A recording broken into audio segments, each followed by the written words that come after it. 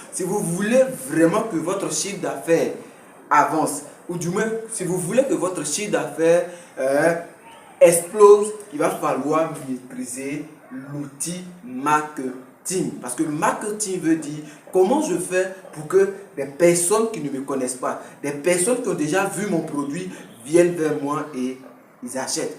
Donc si vous voulez vraiment que des personnes viennent vers vous, il y a une façon de pouvoir travailler. Et donc, dans cette formation-là, je vais te donner d'abord quelques outils.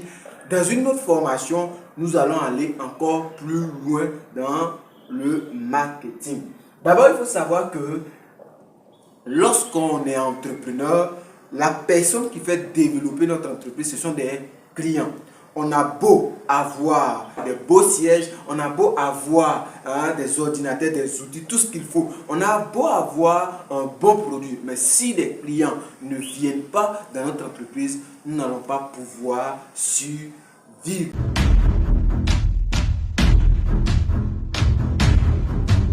C'est important de pouvoir connaître un client ou du moins une personne qui va venir acheter nos produits. Aujourd'hui, il y a tellement d'entreprises, il y a tellement de personnes qui sont en entrepreneuriat. Donc, ce n'est plus une question de dire je suis le monopole, donc je n'ai pas besoin de faire une publicité, je n'ai pas besoin de faire du marketing. Les gens viendront. Essaie, tu vas voir. Essaie de mettre un produit sur les réseaux sociaux. Tu vas voir si tu auras assez de clients. À peine 2 ou 3. Donc, il y a une stratégie derrière chaque publication que vous voyez sur les réseaux. Il y a une stratégie qu'on élabore afin de pouvoir attirer l'attention des clients. Et donc, c'est pourquoi il est essentiel pour un entrepreneur qui va aller loin de connaître le marketing. Dans cette formation-là, nous allons apprendre à connaître le client. Nous allons apprendre à connaître notre cible. Nous allons apprendre à connaître ceux qui doivent venir acheter. Comme je le dis, tout le monde ne peut pas acheter ton produit. Si tout le monde achète ton produit, il faut faire très attention. Tous les produits ne sont pas intéressés par tout le monde. Donc, il faut faire très attention à vouloir toucher tout le monde. Donc, il faut savoir que chaque produit a sa cible. Chaque produit a son acheteur. Donc, ne vous fatiguez pas si des personnes ne s'intéressent pas à votre produit. Si vous proposez un produit que des personnes ne s'intéressent pas, certainement, ce n'est pas la bonne population, ce n'est pas la bonne cible. Ce n'est pas les personnes qui veulent acheter. On le dit chez nous, comme on le dit en entrepreneuriat, les produits que nous fabriquons répondent toujours à un besoin. Si une personne n'a pas besoin de quelque chose, il ne va pas acheter ton produit. En quoi ton produit peut l'aider à pouvoir avancer? C'est pourquoi c'est essentiel de pouvoir connaître son client. Donc, dans la recherche de clients, qu'est-ce qu'il faut savoir? Il faut savoir que les clients, ils ont leur goût, ils ont leur appréciation. Donc, on va connaître ces clients. Qui sont mes clients? Ce sont les personnes qui ont besoin de mon produit. Mais avant que ces personnes-là reconnaissent leur produit, ce qu'il faut faire, il faut appliquer la méthode PAR. Oui, dans la méthode PAR, on va détailler, on va te permettre de pouvoir mieux comprendre. Donc, dans la méthode PAR, la première lettre, P, c'est sa position. Quand je parle de position, où ce dernier-là habite. Lorsqu'une personne habite un quartier UP et une personne habite un quartier populaire, on n'a pas les mêmes façons de vendre un produit. Je vous donne un exemple très simple. Vous rentrez dans un marché ou vous rentrez dans un restaurant, en fonction des dispositions et en fonction de la qualité de service, vous-même vous allez à l'esprit déjà fixer le prix du service. Même si on vient vous donner une facture, mais vous allez vous mettre à l'esprit que ici ce restaurant-là ou ici cet hôtel-là va être coûteux. Pourquoi? Parce que quand tu rentres dans l'hôtel, la façon dont on a disposé les choses, la façon dont on a décoré, la façon dont tu vois les choses, toi-même tu te dis que il faudrait que, ou du moins, tu te dis que le prix sera élevé. C'est la même chose. Donc, lorsque vous voulez, par exemple, vendre un produit, la chose à savoir, où habitent ceux qui veulent acheter mon produit, ou du moins mon produit répond à quel type de personnes, où ils habitent. Parce que si tu as un produit qui est coûteux, tu ne vas pas aller dans un endroit où tu sais qu'ils n'ont pas la possibilité d'acheter ton produit. Quelqu'un qui loue par exemple une maison de 500 000 n'a pas les mêmes dépenses avec une personne qui loue une maison de 50 000 par mois. Donc, il faut faire très attention.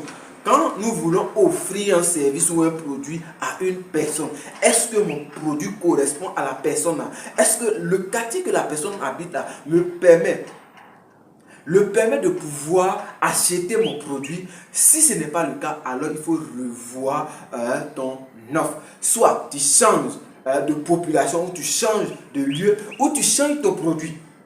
Parce que c'est aussi vice versa. Si vous proposez un produit qui est destiné par exemple au bas quartier, à un quartier huppé, c'est sûr que votre produit ne va pas marcher. Imaginez un instant, vous voulez vendre un service à quelqu'un qui touche par exemple 1 milliard par mois, ou je ne sais pas moi, quelqu'un qui touche des millions par mois, et vous lui proposez un service de 30 000.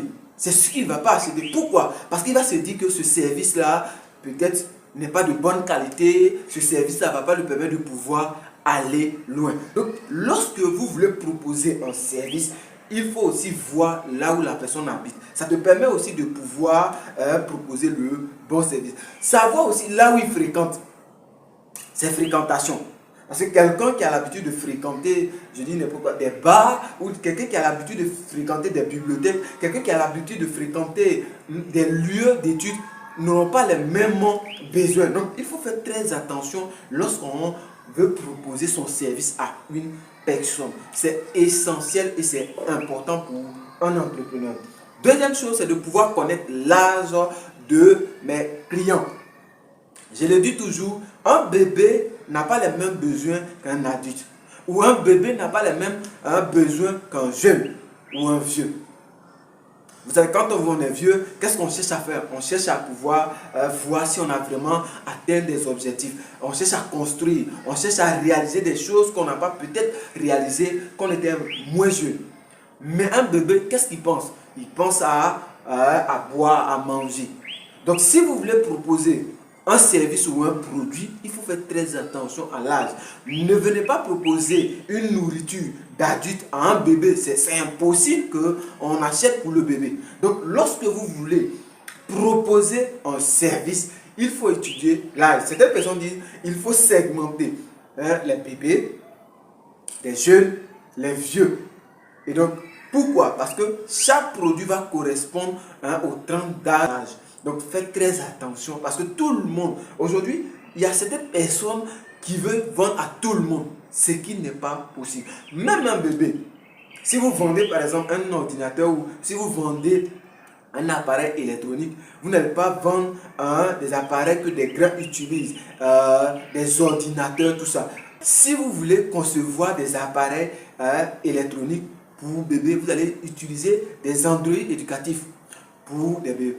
Parce que le bébé a un âge où il doit apprendre, pas pour venir manipuler des grandes choses. Donc quand on veut vraiment vendre quelque chose, il faut faire très attention à l'âge aussi. Parce que beaucoup d'entrepreneurs font cette erreur-là de vouloir vendre à tout le monde.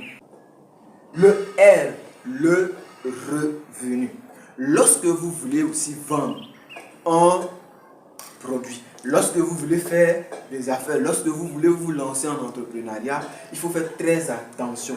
Parce que c'est ça là qui te permet de pouvoir voir si la personne a la possibilité d'acheter. Donc, le revenu d'une personne te permet de pouvoir identifier son pouvoir d'achat. Combien cette personne est en mesure de pouvoir gagner chaque mois, chaque semaine, chaque jour. Oui, c'est essentiel de pouvoir connaître ça. Parce que si quelqu'un gagne 1 million, tu sais quel service tu peux lui proposer. Si une personne gagne 500 000, c'est pareil. Si une personne gagne 50 000, c'est aussi pareil. Donc, faites très attention lorsque vous avez un produit d'1 million à aller proposer quelqu'un qui gagne ne serait-ce que 50 000 par mois. Et si une personne vous dit que votre produit est cher, c'est parce qu'il gagne en dessous de ce que vous proposez. Si une personne gagne 1 million, 2 millions, 3 millions, 4 millions, et que vous lui proposez un service de 20 000, il va dire que c'est moins cher. Pourquoi? Parce qu'il gagne énormément. Il a la capacité de s'acheter 20 fois.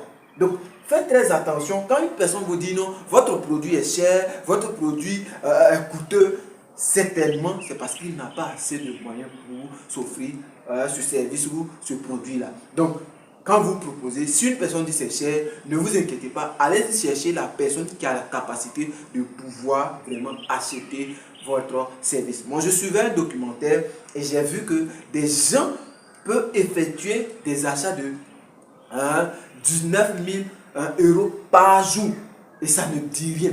Et quand on pose la question à cette personne-là, vous venez de dépenser assez d'argent, il dit non, ça c'est rien, c'est juste un petit déjeuner. Oui, effectivement, il y a des gens comme ça qui dépensent parce qu'ils ont une entrée élevée.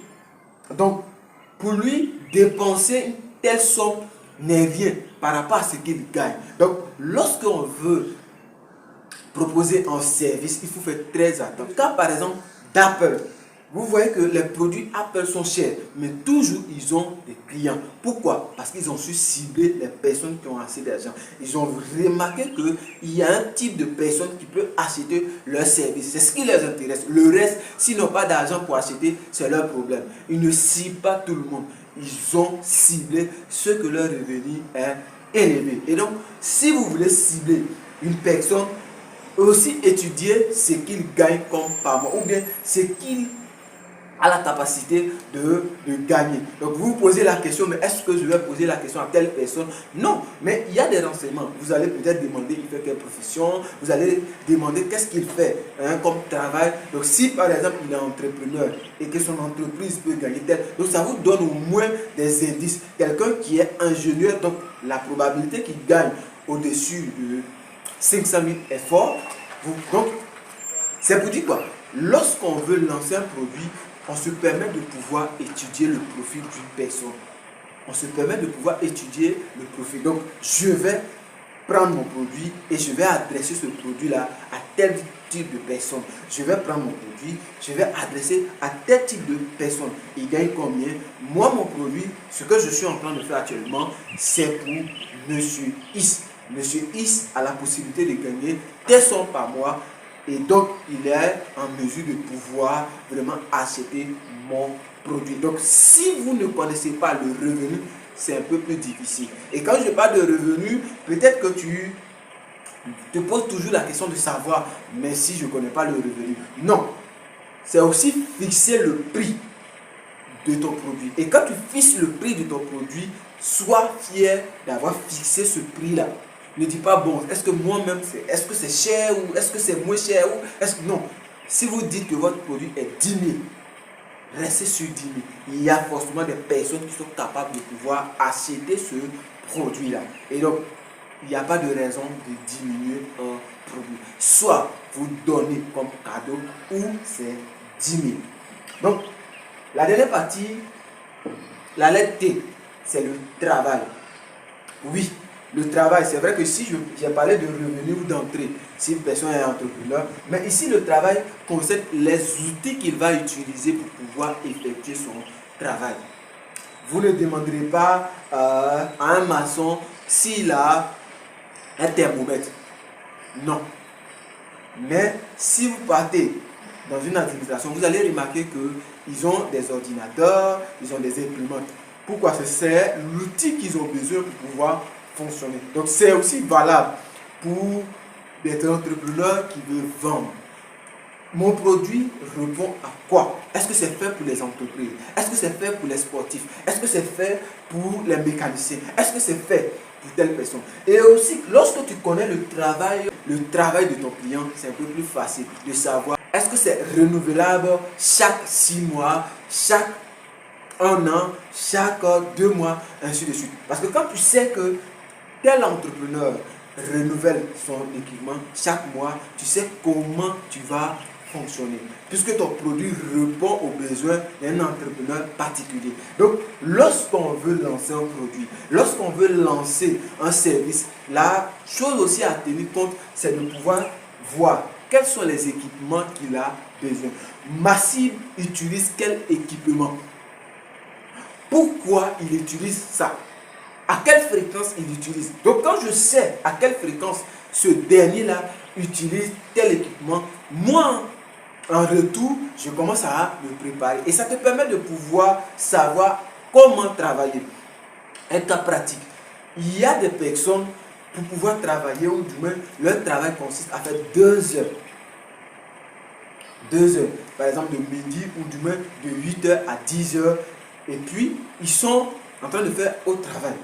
Donc, si vous vous intéressez à son travail et que vous ne savez pas à quelle heure ou à quel moment ce dernier-là travaille, ça sera difficile pour vous de pouvoir vraiment vendre. Vous allez venir sur le lieu, vous n'allez pas pouvoir vraiment le trouver. Donc, lorsqu'on veut se lancer en entrepreneuriat, c'est important de pouvoir maîtriser la méthode PAR. Je l'appelle personnellement PAR parce que dans PAR, il y a la position. On essaie de voir quel lieu, où habite, qu'est-ce qu'il fait, quelles sont ses fréquentations et quels sont ses goûts. L'âge nous permet de pouvoir savoir est-ce que mon produit là va permettre à tel type d'âge de pouvoir vraiment aller de l'avant ou de pouvoir répondre à son besoin. Et troisième point, c'est le revenu. Le revenu te permet de pouvoir savoir s'il est capable d'acheter ou s'il n'est pas capable de pouvoir acheter. Lorsqu'on était en discussion, je travaillais avec un entrepreneur qui voulait vendre un service. Et il m'a dit, je voudrais aller vendre ce service-là dans les écoles primaires. Et je lui ai posé la question, est-ce que en vendant ton service dans les écoles primaires, ça va t'aider à pouvoir augmenter ton chiffre d'affaires? Parce que ce que tu es en train de demander là, c'est plutôt pour les adultes. Parce qu'aujourd'hui, on sait que à l'école primaire, la plupart, c'est de 6 ans à 8 ans. Or, tes services que tu veux proposer, c'est uniquement pour les adultes, des personnes qui écoutent la musique, des personnes qui font ceci. Est-ce que ça va vraiment aider? Donc, en repositionnant son service sur une tranche d'âge, ça lui a permis de pouvoir exploser ses chiffres d'affaires. Donc, quand vous voulez vraiment vous lancer, il faut faire très attention à l'âge. Oui. Et aussi le travail. Le travail te permet de pouvoir savoir quel équipement ce dernier-là utilise. Ça peut aussi parler de son travail. Quels sont aussi. Maintenant, je voudrais ajouter un bonus. Le bonus, c'est rêve. Ce dernier rêve à quoi? Quand on est un entrepreneur, on peut proposer multi-services. Il faut qu'on vous le dise. Quand tu lances un service, à côté de ces services-là, tu peux facilement lancer d'autres services. Donc, lorsque tu identifies ta cible, tu connais tes clients, tu connais leurs besoins, tu connais leur travail, tout. Mais aussi, c'est important de pouvoir connaître leurs rêves. Pourquoi il se lève chaque matin pour aller faire telle chose? Pourquoi il se met en mouvement? Pourquoi il cherche de l'argent? Pourquoi il fait telle activité? Tu sais, quand tu connais le rêve d'une personne, c'est encore plus facile pour toi vraiment de vendre n'importe quoi. Parce que quand tu connais son rêve, tu connais pourquoi il se lève chaque matin. Quand tu sais ce qui le met en mouvement, c'est un peu plus facile pour toi de vendre l'outil qu'il a besoin. Parce qu'une personne est prête à acheter tout ce qui peut le permettre de pouvoir réaliser son rêve. Une personne est prête à tout faire pour pouvoir réaliser son rêve. Donc quand tu connais son rêve, c'est un peu plus facile pour toi, l'entrepreneur, de pouvoir positionner ton produit. Donc quand vous ciblez, cherchez aussi à connaître le rêve de tes clients. Peut-être que tu as des clients, si tu ne le fais pas, cherche à savoir de manière directe ou indirecte le rêve de ton client. Quand tu connais le rêve de ton client, tu peux facilement gagner de l'argent, oui, avec ton client. C'était M. Da, à très bientôt pour une prochaine vidéo.